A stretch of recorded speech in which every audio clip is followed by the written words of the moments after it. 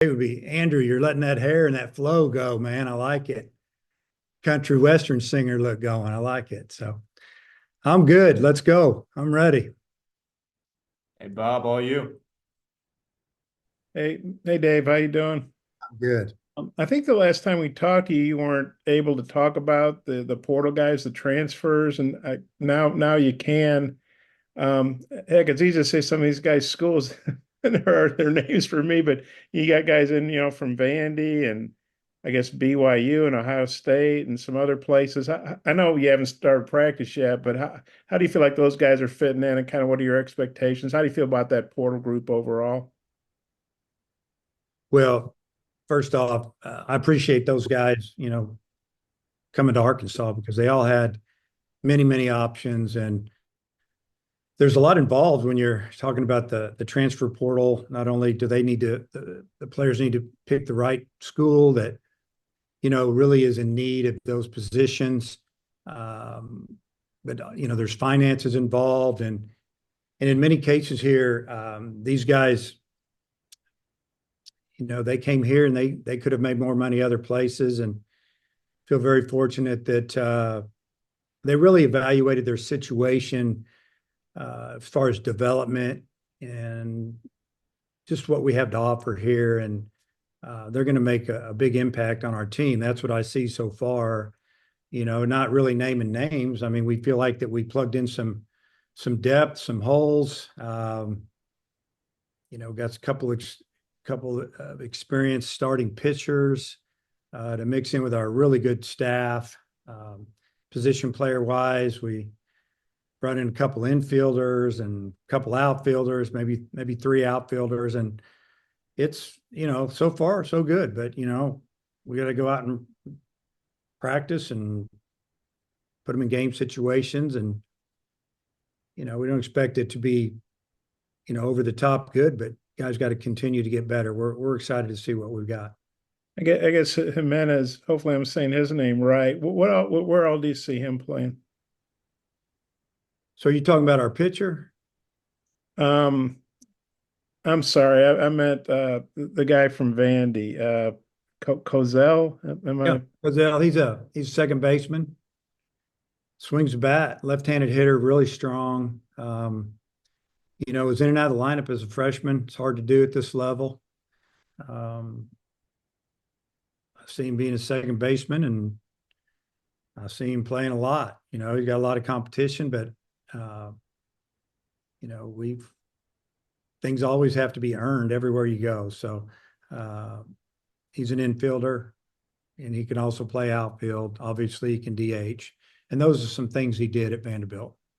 Would him and Souza compete at second, or was there maybe a possibility to move Souza to first or something, or third, or? I think you just said everything that could happen. Souza can move to the outfield. He could play second base. Souza can play shortstop. Souza can play third. Uh, really gifted. Made a jump too. You can see it from our first couple of weeks of, skill work. Really, really playing well right now. It's fun to watch him. Thanks. Mhm. Hutch. Yeah, Dave, another one of those transfers you brought in was Aloy's brother from BYU. I know he was mostly a DH out there. I think he played a little bit of first, also listed as an outfielder. Kind of where do you project him playing for y'all? Well, we're going to work him out at first. The DH spot is always that possibility. Little different body style than his older brother. Is just thicker, really strong. If you go off of, some of the metrics we've been keeping an eye on, I mean, his exit velocity is the best on the team consistently right now. He hits it hard. I think he might have hit right in the middle of the order for BYU, hit some home runs, 6 or 7, maybe more. Uh, Thing was BYU recruited him as a pitcher, number one, and he didn't hit all fall. And went home and they said, we might need you to hit next spring, and something along that line. Came back in the spring. They said, yeah, we need you to hit. So he took a lot of time off from hitting and still cracked the lineup. What he is he's got power, and he's got power everywhere. It's right field, center field, left field. We'll see how that works out, but he's still young. He's only a sophomore. And the exciting thing about Koziel, and some of these guys, they're young. They have 2 years with us at a minimum. So excited to see how it turns out. And you mentioned bringing in a couple of starters. You got Root, and then you also have Landon Beetleshees. I don't know if that's how you pronounce his name. I just call him Landon. That's a good call. I'm curious, like, those are two elite, guys out of transfer portal starting pitchers. You only got 3 spots in the weekend rotation. You had a bunch of guys coming back from last year's staff. Just how do you convince, multiple guys like that to come in and pitch for y'all? Well, they want to pitch for Coach Hobbs. They like what they've seen from the development of our younger pitchers, or maybe even a guy like Smith who turned down maybe $1 million out of high school and got 8 million. So appreciate those guys because they had some options, many, many, many options. Could have gone to our league. We would have had to try to beat them. And, they came in here because they wanted to be a part of the Arkansas program. And like I said, be with Coach Hobbs. And I think they just want to be on a team with a great pitching staff. And I think that's what we foresee. And one more before I turn it back over. Robinette, one of your guys coming back. How good was it to see him have as productive of a summer as he has? And do you see him more as a third baseman, first baseman, or kind of where do you project him? I see him do both. We work him out at third and first. I think he's really improved at third. Played a lot over there in the summer. Made the All-Star team out there. He had a really rough place to play though. He's at Martha's Vineyard. It's tough living over there. But other than that, got to give him credit. He just keeps getting better, and he went and played. He hit some home runs. But really excited for him, and the experience he gained this summer is definitely, it's already paying off. We can see it. Ellis. Hey, Coach, you guys have had a lot of JUCO guys come in and get drafted, have a lot of success. It seems like Brent Iredale is as high up there and highly regarded as any of them. Just how big of a deal was it to get him to campus, and what have your early impressions have been of him? Yeah, Brent was a guy that, turned down money to come to school here. Obviously, he's put up huge numbers at the junior college level. And, you can say, well, it's junior college, but he still put up the numbers. And he's a good defender. He's a big, strong kid. He's got a lot of power. He can actually really run as well. He's actually, his tools are a little better than I thought they would be. I thought we were looking more of a hitting guy, pretty good fielder. I didn't know he could run like he can. He throws accurate.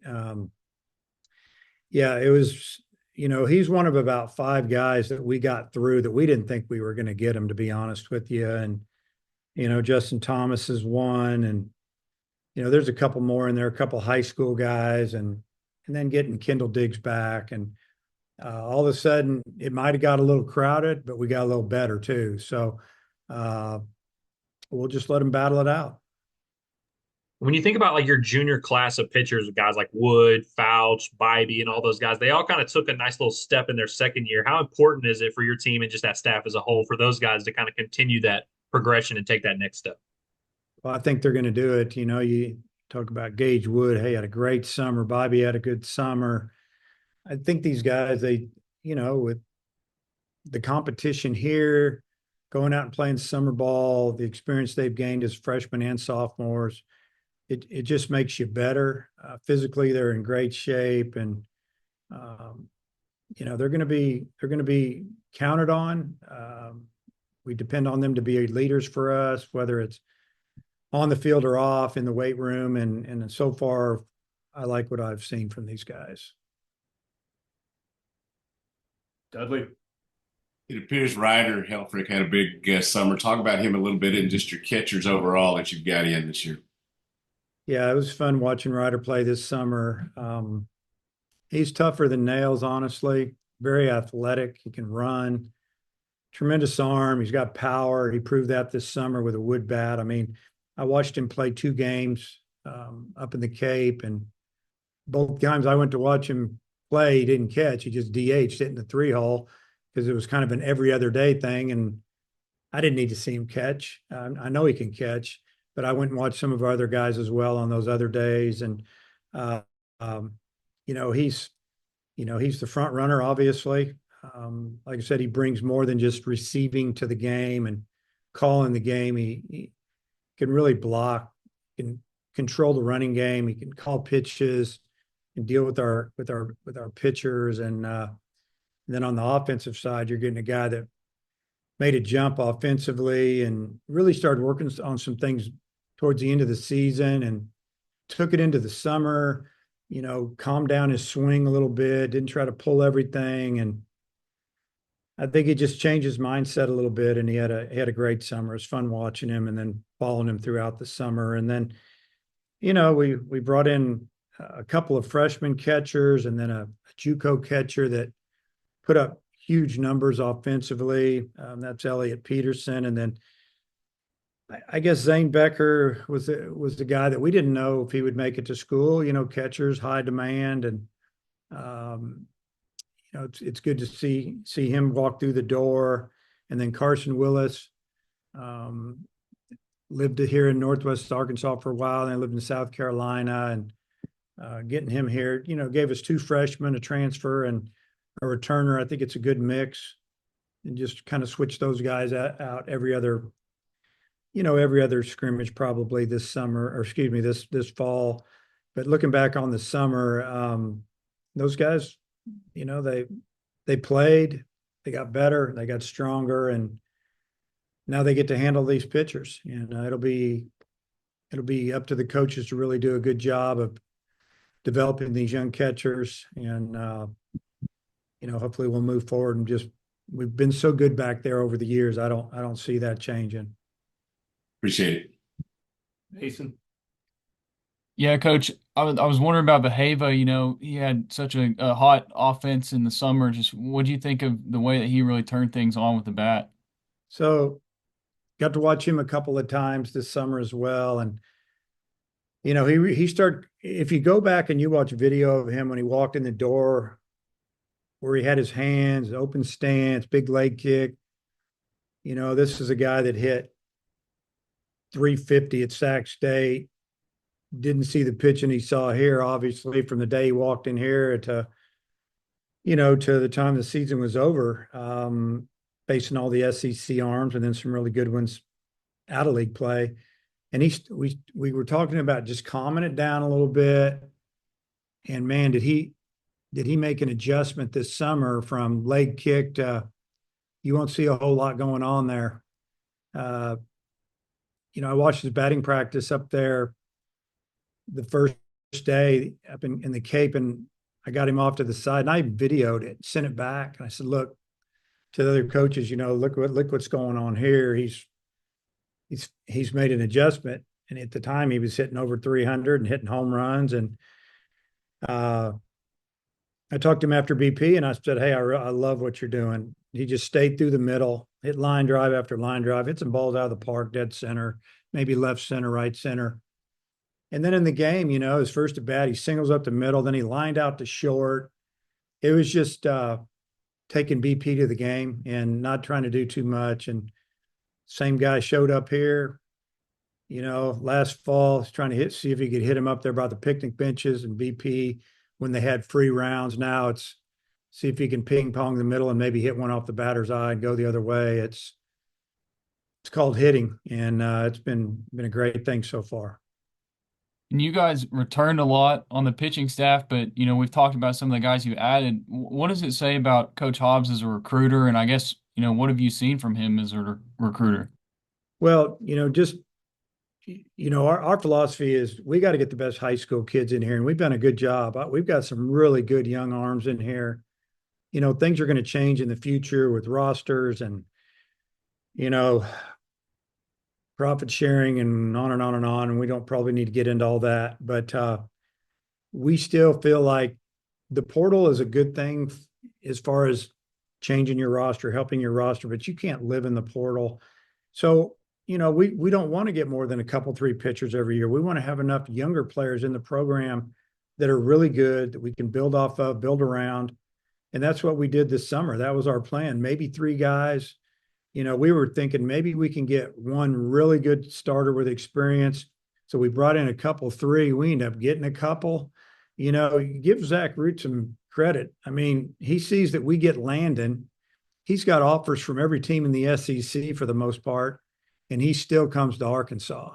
We didn't think we would get him once Landon, made his commitment and put it out there, but we really wanted him, and he turned down some things to come here. So what that says about Coach Hobbs, number one, this kids want to pitch for him. He's got a great reputation as a recruiter and a coach, and there you go. And also, are you guys still planning on playing some outside competition this fall? Yeah, our bye weekend in football, I'm not sure. I don't have dates in front of me. 6th, 7th, 8th of October, whatever that is. Probably see something coming up on that, maybe that Friday night and maybe again on Saturday. We were going to go to Omaha and play in this event up there, us and Nebraska, Oklahoma State, and Creighton at the championship ballpark. And we were all invited, and I think it got too big and they couldn't handle it. And they kind of pulled the plug on it.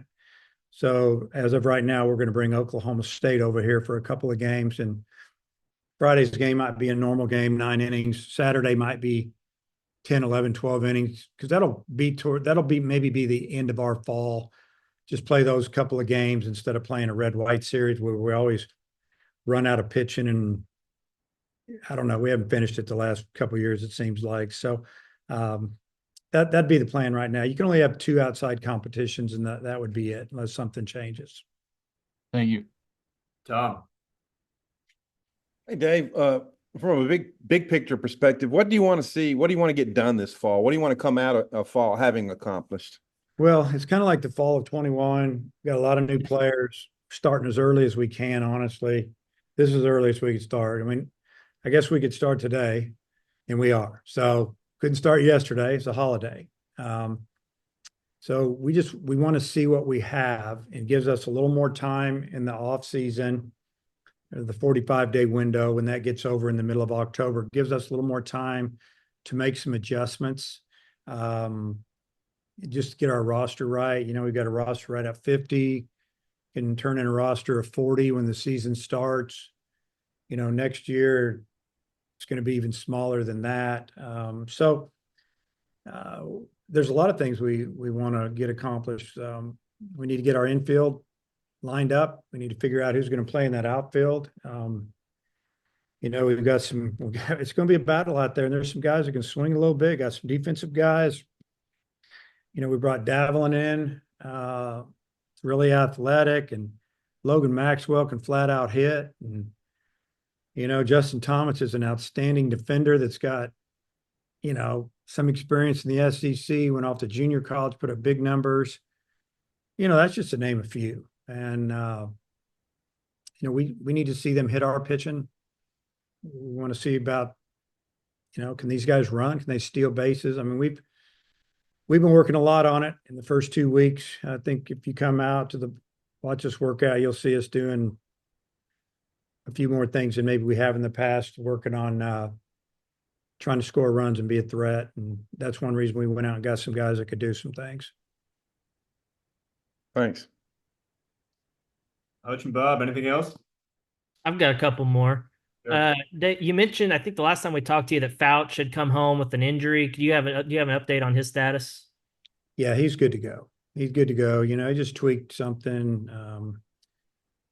not an elbow or a shoulder, just a little pull kind of on his back. So looks like he's good to go. And if we don't throw him this weekend, it's not because we're going to scrimmage a couple of times this weekend, but here it is Tuesday. We're not going to scrimmage till Friday and Saturday. And Friday we'll scrimmage at 3:00.